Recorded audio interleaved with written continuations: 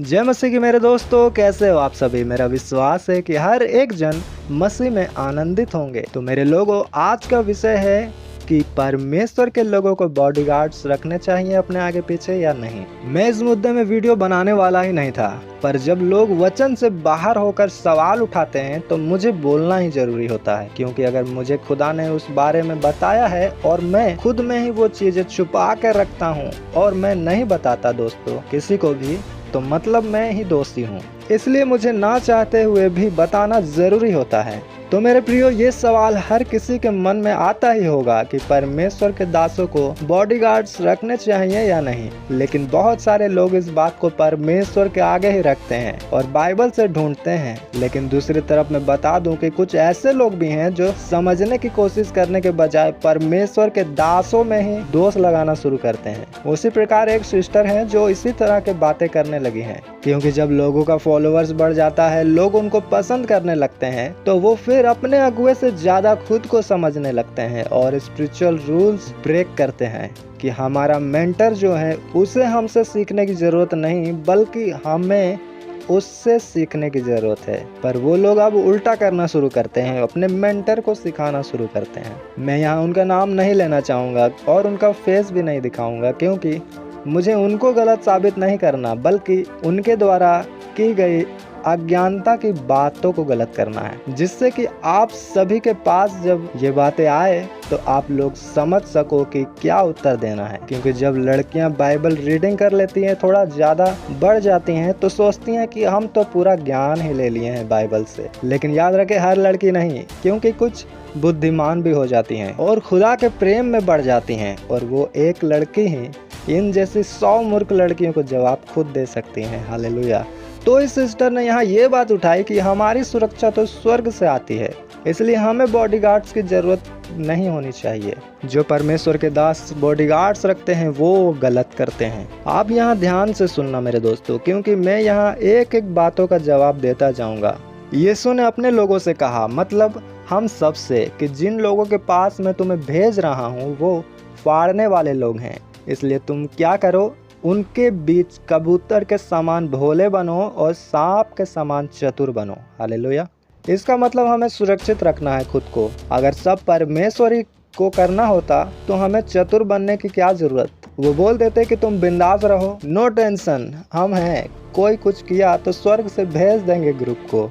और परमेश्वर इंसानों को ही यूज करता है हमारे लिए। उन बॉडीगार्ड्स को भी शैतान ने नहीं बनाया, खुदा ने ही बनाया है। और बॉडीगार्ड्स इसलिए नहीं रखता कोई दास की दुश्मनों की पिटाई कर दे, बल्कि इसलिए ही कि अटैक हो तो वो बस सुरक्षा दे सके हमें। यीशु मसीह के ऊपर भी लोग जब अटैक करते थे, पकड़ने के लिए आते थे, तो बहुत बार चेलों ने उनको कवर किया था। आप जब बाइबल को डीपली पढ़ोगे तो आप समझ पाओगे। और रहा बात स्वर्ग की सेना हमारे साथ है, हमारे सेवा के लिए, तो इसलिए क्योंकि लिखा है, तुम्हारा युद्ध मांस और लहू से नहीं, बल्कि अंधकार की शक्तियों से है जो आकाश में है। तो इस युद्ध को लड़ने के लिए हमें स्वर्गीय सेना मिला है। जिस तरह लिखा है, दानियल भी जब प्रार्थना करने लगा तो उसका जवाब स्वर्ग से आने लगा, लेकिन बीच में अंधकार के सेना उसका जवाब रोकने लगे।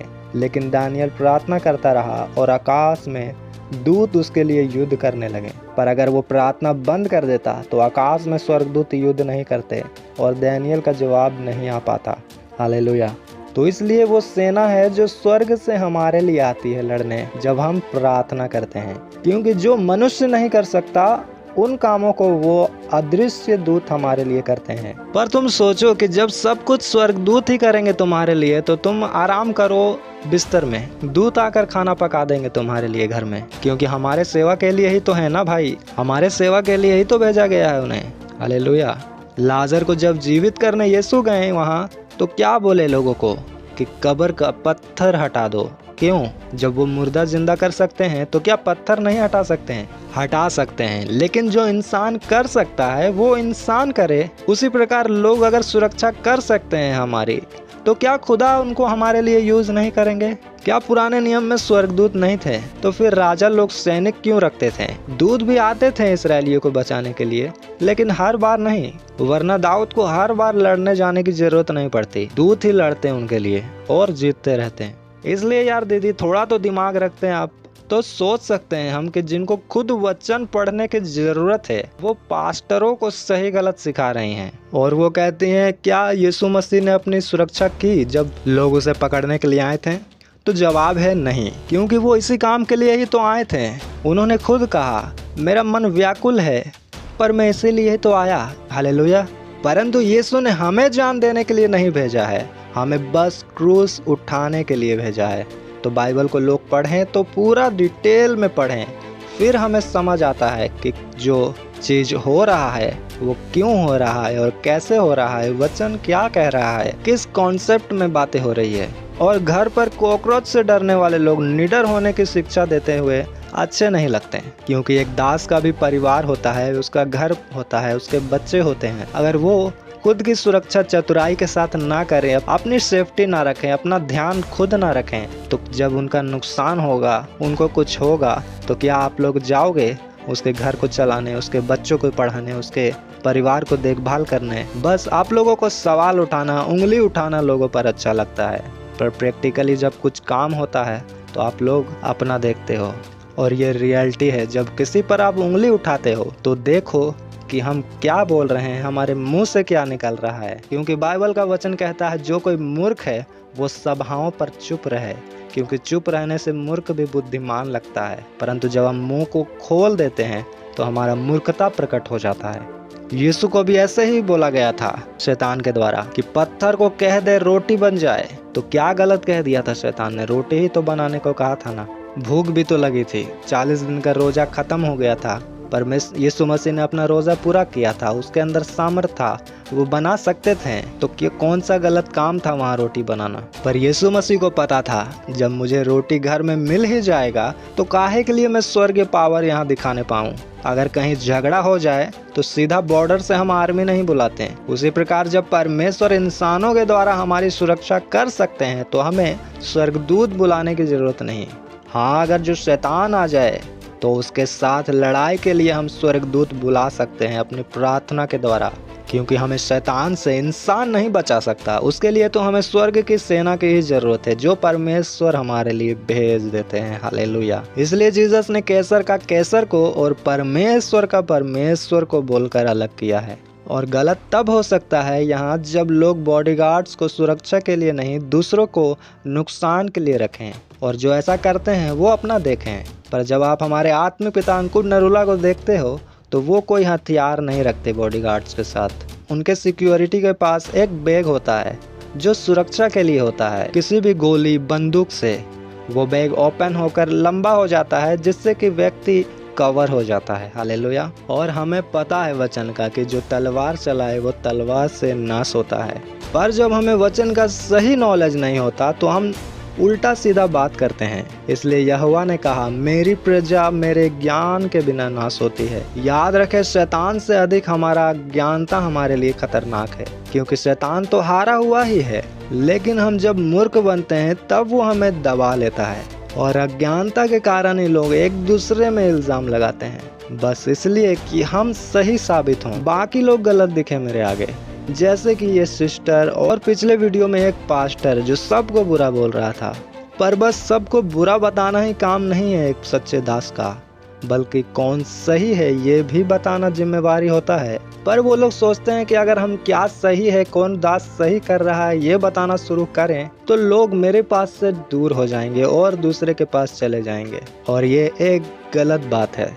हम जो सही है उसे सही नहीं बोल रहे हैं, सबको बुरा दिखा रहे हैं। इसका मतलब हम अपने आप को ही सिद्ध साबित कर रहे हैं। पर यीशु मसीह ने कहा, मैं अपनी गवाही दूं तो क्या होगा, लेकिन मेरा गवाही देने वाला मेरा पिता है, जिसे तुम अपना परमेश्वर कहते हो।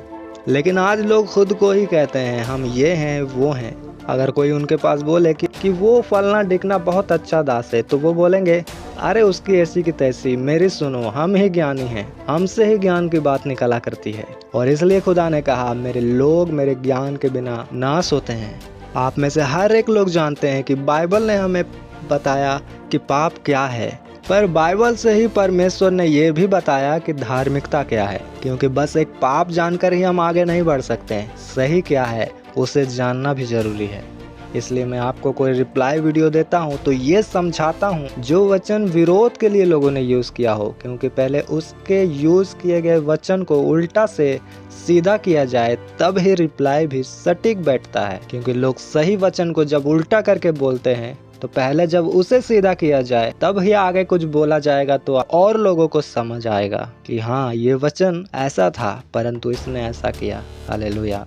और ऐसा मैं ही नहीं बहुत लोग करते हैं, जैसे हमारे आत्मिक पिता और भी ऐसा वचन देते होंगे लोग। मैं अगर जानता उनको तो मैं बता देता, पर मैं हर किसी को नहीं सुनता, इसलिए मुझे नहीं पता, क्योंकि मैं अपने स्पिरिचुअल फादर अंकुर नरूला को ही केवल सुनता हूँ। लेकिन अगर मैं बोलूँ कि मैं ही अच्छा हूँ, सब बुरे हैं यूट्यूबर्स, तो यहाँ समझ जाओ कि मैं ही गलत हूँ और मुझ में सत्य नहीं। लेकिन क्या फायदा अपनी तारीफ करके, मजा तो तब है जब पिता बोले ये मेरा विश्वास योग्य दास है। क्योंकि जिसकी गवाही परमेश्वर ना दे फिर तो वो अपनी तारीफ में चीख चीख कर गला फाड़ ले, पर न्याय के दिन उसे कह दिया जाएगा यीशु मसीह के द्वारा कि हे कुकर्म करने वालों, मेरे सामने से निकल जाओ, मैं तुम्हें नहीं जानता। हालेलुया। ये वीडियो मैंने देखने वालों के लिए बहुत ही सिंपल तरीके से बनाया है ताकि सही से दिमाग में हर एक के समा जाए और आप सत्य और अधर्म से निरुत्तर रहें। आज के लिए इतना ही, हम फिर मिलेंगे किसी और वीडियो में परमेश्वर के वचन के साथ। आप सभी को यीशु मसीह में शालोम। दीपक है मेरी राहों का तेरा वचन, तू आस है विश्वास है, तेरी मोहब्बत खास है। उजाला मेरी राहों का तेरा वचन।